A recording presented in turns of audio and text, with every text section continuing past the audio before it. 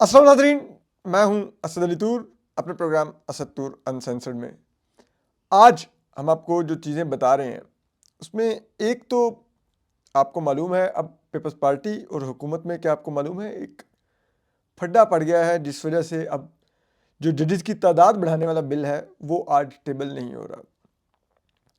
دوسری طرف آج جو بل ٹیبل ہو رہا ہے اس کا بھی آپ کو بتائیں گے، وہ ہے پریکٹس اینڈ پروسیجر ایکٹ میں جو آرڈیننس تھا اس کو اب ترمیمی ایکٹ کی صورت میں، بل کی صورت میں لایا جا رہا ہے، اس پر بھی بتائیں گے۔ اور تیسرا آپ کو بتائیں گے جسٹس میاں گل حسن اورنگزیب صاحب کا یو ٹرن، ذرا اس کے پر بھی آپ کو بتائیں گے۔ تو چلیے پہلے جسٹس میاں گل حسن اورنگزیب صاحب کے اوپر آتے ہیں۔ انہوں نے 2 روز قبل کافی سخت ریمارکس دیے جو انسداد دہشت گردی عدالت کے جج ابو الحسنات ذوالقرنین ہیں ان کے بارے میں۔ انہوں نے کہا کہ یہ حکومت نے ان کو رکھا ہوا اس لیے ہے کہ سیاسی کارروائیاں کر سکے، اور ہم نے اس شخص کے کام دیکھے ہیں، آگے بھی ہم پتہ ہے یہ کیا کرتا ہے، اور فلاں ہے، یہ ہم نے 2 دفعہ اس کا لکھا ہے واپس بھیجو، آپ بھیجتے نہیں ہیں اس کو، اس لیے یہاں پہ رکھا ہوا ہے تاکہ یہ ایسے کام کر سکے۔ انہوں نے اڑا کے رکھ دیا جج ابو الحسنات ذوالقرنین کو۔ اب جج ابو الحسنات ذوالقرنین پر الزامات بھی بہت سنگین ہیں کہ ان کے جتنے وہ یہ حکومت کے سیاسی نوعیت کی حکومت جو دہشت گردی کے مقدمات درج کرتی ہے، ابو الحسنات ذوالقرنین صاحب اس میں ریمانڈ پہ ریمانڈ دیے جاتے ہیں، اور سارے ریمانڈ الٹیمیٹلی اسلام آباد ہائی کورٹ کا عدم قرار دے دیتا ہے کہ بھائی یہ کیا کر رہے ہیں آپ۔ اور سائفر کیس میں بھی ان کے ساتھ انہوں نے یہی سب کچھ کیا تھا، وہ بڑے ڈوبیس طریقے میں ٹرائل چلا کے سزا دیا ہوا ہے۔ جج محسن اختر کیانی بھی ان کے بارے میں لکھ کے بھیج چکے ہیں، سب کچھ ہو چکا ہے، لیکن جج ابو الحسنات ذوالقرنین کو کوئی نہیں ہلا سکا آج تک۔ ٹھیک ہے، اب جسٹس میاں گل حسن اورنگزیب صاحب کو بھی ایسا لگتا ہے کہ جج ابو الحسنات ذوالقرنین کی حیثیت اور طاقت کا اندازہ ہوا ہے کہ ایک دن انہوں نے اتنے سخت ریمارکس دیے اور کل انہوں نے کہا کہ مجھے جج ابو الحسنات ذوالقرنین کے بارے میں نہیں ایسے الفاظ استعمال کرنے چاہیے تھے، اور جو میں نے ان سے تحریری جواب مانگا تھا، وضاحت مانگی تھی، وہ وضاحت جو آئی ہے میں اس سے مطمئن ہو گیا ہوں پڑھ کے۔ اور ججز کو ایسے ریمارکس نہیں دینے چاہیے جو وہ اپنے فیصلوں میں نہ لکھ سکیں یا اپنے آرڈر میں نہ لکھ سکیں۔ ٹھیک ہے، اب کیا جج ابو الحسنات ذوالقرنین کے بارے میں اتنا کچھ تھا، ان کے ایک جواب سے وہ سب ان کے اوپر لگے ہوئے الزامات اور داغ دھل گئے۔ جسٹس میاں گل حسن اورنگزیب بھی فوراً اچھے بچے بن گئے، انہیں بھی احساس ہو گیا کہ ایک جج کو ایسی باتیں نہیں کہنی چاہیے کہ جو وہ فیصلے میں نہ ریپروڈیوس کر سکے، وہ ریمارکس نہیں دینے چاہیے۔ ہمارے ججز کو کبھی یہ ریگریٹ نہیں ہوتا جب وہ پولیس کے آئی جیز کو بلا کے، پولیس کے انسپیکٹرز کو بلا کے، پولیس کے ایس ایس پیز کو بلا کے روسٹرم پر کھڑا کر کے دیتے ہیں، ان کی ڈانٹ ڈپٹ کرتے ہیں، بیوروکریٹس کو بلا کے ان کی ڈانٹ ڈپٹ کرتے ہیں، عام سائلین کو گرل کرتے ہیں روسٹرم پر۔ کبھی ہمارے ججز کو یہ نہیں ہوتا، اور پھر بعد میں فیصلے کچھ اور ہی لکھتے ہیں، آرڈر کچھ اور پاس کرتے ہیں، لیکن ایک دفعہ روسٹرم پر بھری عدالت میں بندے کے کپڑے اتر جاتے ہیں۔ ٹھیک ہے، اور وہ بعد میں پھر کہتے ہیں کہ فیصلہ پھر کچھ ہو رہا ہے، اس پہ کبھی ریگریٹ نہیں کرتے کہ یہ نہیں کہنا چاہیے تھا، ہم نے یہ کہہ دیا وہ کہہ دیا۔ ٹھیک ہے، لیکن جج ابو الحسنات ذوالقرنین کے بارے میں یقیناً سٹیپ بیک ہوئے ہیں، اور تو اس سے آپ اندازہ لگا لیجیے کہ جج ابو الحسنات ذوالقرنین اس وقت اس ملک میں شاید چیف جسٹس آف پاکستان سے بھی طاقتور جج ہیں، شاید آپ ان کو پاکستان کے سب سے طاقتور جج مان لیں، تو کوئی اتنا مذائقہ نہیں ہوگا کہ ان کے عہدے سے جو سینئر ہیں، اسلام آباد ہائی کورٹ کے جج ہیں، اور اسلام آباد ہائی کورٹ میں بھی سینئرٹی میں سیکنڈ نمبر پر موسٹ سینئر جج ہیں جسٹس محسن اختر کیانی کے بعد، وہ پیچھے ہٹ گئے ہیں۔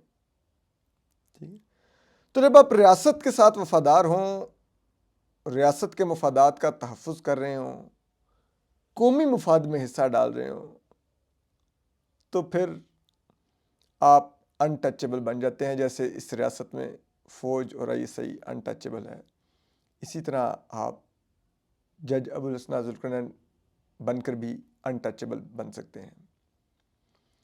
تو بہرحال جسے کہتے ہیں وہ پلٹنا جھپٹنا جھپٹ کر پلٹنا والا شاید حساب ہے کہ کیا ہے کہ کچھ سمجھ نہیں آ رہی. اسی طرح اب ذرا آگے بڑھتے ہیں. تو اب آج ویسے تو 2 بلز ٹیبل کرنے کا پلان تھا. ایک تھا وہ پریکٹس اینڈ پروسیجر ایکٹ اور دوسرا تھا جو ججز کی تعداد بڑھانے کا بل تھا سپریم کورٹ میں. تو پریکٹس اینڈ پروسیجر ایکٹ تو آج پارلیمنٹ میں ٹیبل ہونے جا رہا ہے. اس میں جو صدارتی آرڈیننس کے ذریعے جو ترمیم کی گئی تھی اس کو اب ایکٹ میں پرماننٹ کرنے کے لیے کیا جا رہا ہے, کیونکہ جو صدارتی آرڈیننس ہے وہ تو ابھی ایکسپائر ہو جائے گا.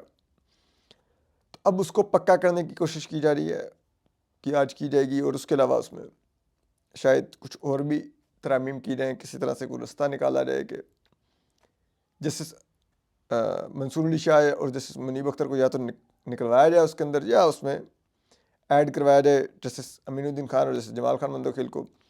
لیکن ذرا یہ کہتے ہیں کہ حکومت کو, جو ہماری کچھ حکومتی قریبی لوگوں سے بات ہوئی, ان کا یہ کہنا تھا کہ حکومت کو یہ احساس ہے کہ اس موقع پر جبکہ صورتحال آلریڈی بہت نازک ہے, تو وہ جسٹس یحییٰ آفریدی جن کو اب انہوں نے چیف جسٹس بنایا ہے, ایک آئینی ترمیم کے وہ بینیفیشری ہیں, ان کو وہ اوفینڈ نہ کر دیں. جو اس وقت واضح طور پہ نظر آ رہا ہے کہ جو جسٹس منصور علی شاہ کو ان کا باعزت مقام لٹانے کے لیے کوشش کر رہے ہیں, تو حکومت نہیں چاہتی کہ وہ ایسا کچھ کرے کہ جس سے جسٹس یحییٰ آفریدی کو لگے کہ انہوں نے جسٹس یحییٰ آفریدی کی کوششوں کو ناکام بنانے کی یا ان کی کوششوں میں رکاوٹ بننے کی کوشش کی ہے. تو اس لیے حکومت شاید ابھی پریکٹس اینڈ پروسیجر ایکٹ میں کوئی زیادہ ترامیم نہ لائے. دوسری طرف ایک اور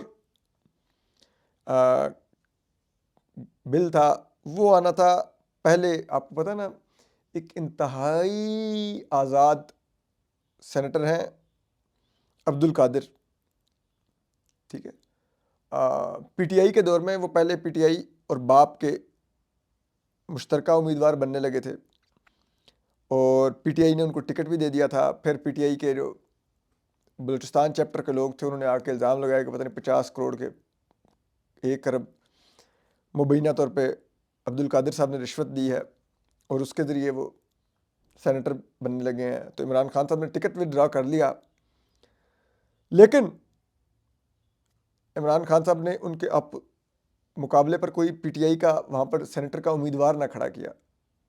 اور پھر عبد القادر صاحب, پھر بہت سے طاقتور لوگ یہاں پر ہوتے ہیں جو اچھے لوگوں کو منتخب کرواتے ہیں.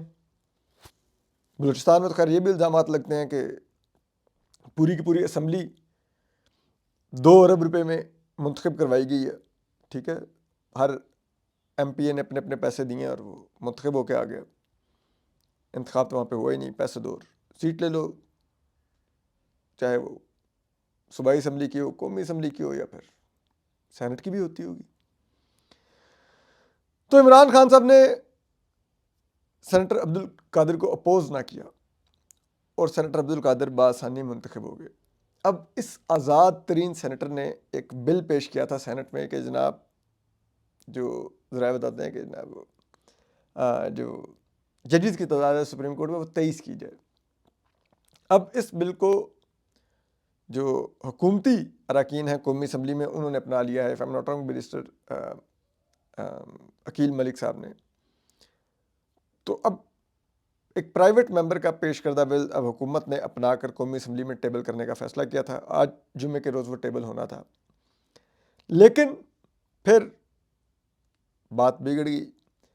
پیپلز پارٹی یہ چاہتی تھی کہ یہ گورنمنٹ پرومس کرے کہ جو قومی اسمبلی سے بل پاس ہو, سینٹ سے پاس ہو اور ایکٹ بنے اور تعداد بڑھے ججز کی, وہ جو 6 نئے ججز آنے ہیں اس میں زیادہ ججز کی تعداد سندھ سے لی جائے, اور سندھ سے بھی اردو سپیکنگ نہیں سندھی سپیکنگ ججز کی زیادہ تعداد لی جائے, کیونکہ اس وقت سپریم کورٹ میں کوئی بھی سندھی سپیکنگ جج نہیں ہے.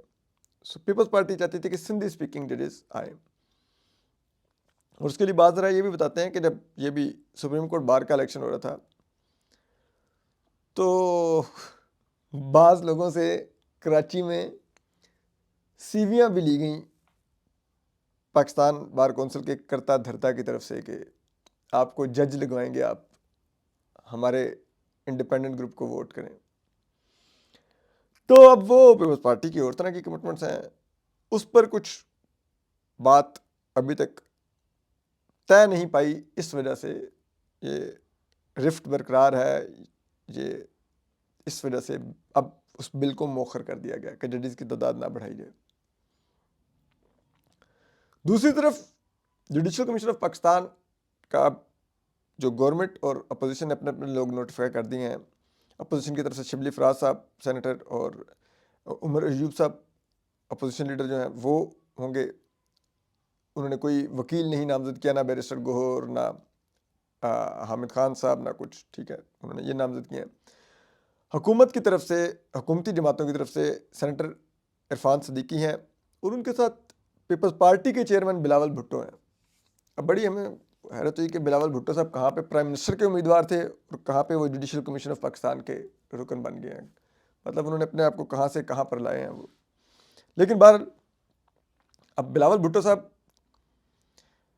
صحافیوں سے گفتگو میں کہتے رہے ہیں کہ جسٹس منصور علی شاہ نے جو ان 8 ججز نے جو 12 جولائی کا فیصلہ دیا، انہوں نے ہماری آئینی ترمیم روکنے کی کوشش کی، اور پھر انہوں نے ایک وضاحت دے کر الیکشن کمیشن کو بھی ہماری آئینی ترمیم روکنے کی کوشش کی. تو ہم نے ہر حال میں ان سے پہلے آئینی ترمیم کرنی ہے. جسٹس منصور علی شاہ نہیں اس طرح سے اعتماد، اس قسم کی باتیں کرتے رہے ہیں صحافیوں سے گفتگو میں. اب وہی بلاول بھٹو صاحب اس اجلاس میں بیٹھے ہوں گے اور جسٹس منصور علی شاہ بیٹھے ہوں گے جن کا انہوں نے راستہ روکا ہے. اب یہ دیکھنا بہت دلچسپ ہوگا کہ کیا جسٹس منصور علی شاہ کو آئینی بینچ کا سربراہ بنایا جائے گا، یا کیونکہ آئینی بینچ اگر بنے گا تو اس کے وہی سربراہ ہوں گے اگر وہ اس کا حصہ ہوئے تو، کیونکہ موسٹ سینئر وہی ہیں، پھر وہی سربراہ ہوں گے. تو یہ بڑی ایک ٹرکی سچویشن ہے. اگر جسٹس یحییٰ آفریدی چاہتے ہیں کہ وہ درست کام کریں، وہ آئین اور قانون کے مطابق کام کریں، وہ ایک آئین سے متصادم جو آئین سازی ہوئی ہے جس نے سپریم کورٹ کے ڈھانچے کو تباہ کر دیا ہے، عدلیہ کے ڈھانچے کو تباہ کر دیا ہے، اس سب جسے کہتے ہیں نا وہ برائی سے جان چھڑوائیں. اور جو توک ان کے بھی گلے میں لٹکا ہوا ہے کہ وہ 13 جنوری اور ایک ٹینٹڈ پارلیمنٹ کے ایک ٹینٹڈ طریقے سے رات 12 بجے کے بعد کی گئی آئین سازی کے بینیفیشری ہیں، وہ اپنے گلے سے بھی توک اتار پھینکیں. تو ان کو جسٹس منصور علی شاہ کے حوالے ہی آئینی بینچ کرنا ہوگا. باقی تمام ذمہ داریاں وہ جسٹس منصور علی شاہ کو لوٹاتے جا رہے ہیں جو وہ ڈیزرو کرتے ہیں. اور اب حکومت کے لیے بڑی کیچ 22 سچویشن ہے کہ کیا وہ جسٹس یحییٰ آفریدی کو وہاں پر ناراض کرے گی کہ ہمیں جسٹس منصور علی شاہ قبول نہیں ہے، یا پھر وہ دوسرا راستہ اپنائے گی کہ جسٹس منصور علی شاہ کے ساتھ باقی جو آئینی بینچ کے ججز ہوں وہ ایسے بھرے جن پر حکومت کو اعتماد ہو. تو وہ بڑا ٹرکی ہوگا. لیکن اس میں ایک خوف جو پایا جاتا ہے خصوصی طور پہ اسٹیبلشمنٹ میں، وہ یہ ہے کہ جسٹس منصور علی شاہ کے پاس بینچ میں اکثریت نہ بھی ہوئی، لیکن اگر وہ بینچ کے سربراہ بن گئے تو وہ بہت کامیابی سے بینچ کے باقی اراکین کو اپنے ساتھ ملانے کی جسے کہتے ہیں نا وہ کوالٹی رکھتے ہیں. اور اس وجہ سے حکومت بہت اب پریشان ہے جوڈیشل کمیشن آف پاکستان کے اجلاس کو لے کر جو آنے والے دنوں میں ہو سکتا ہے کہ وہ آئینی بینچ کیسے بنے گا اور کون ہوگا. اور اس کے اثرات آپ اس سے اندازہ لگا لیجیے کہ میں گزشتہ رات ایک ایونٹ میں تھا، وہاں پر ایک مائنورٹیز کے ایک کرسچن مائنورٹی کے ہمارے ایک بھائی آ کے ملے، وہ بڑے سرگرم رہتے ہیں. انہوں نے کہا کہ یار اسد ہم نے وہ جو ہماری مائنورٹی رائٹس کی جو کمیشن تھی جڑا والا والی اور دیگر کی، اس کی ہم نے جو ارلی ہیئرنگ کی ڈالی ہوئی درخواست، لیکن ہمارا کیس نہیں لگ رہا.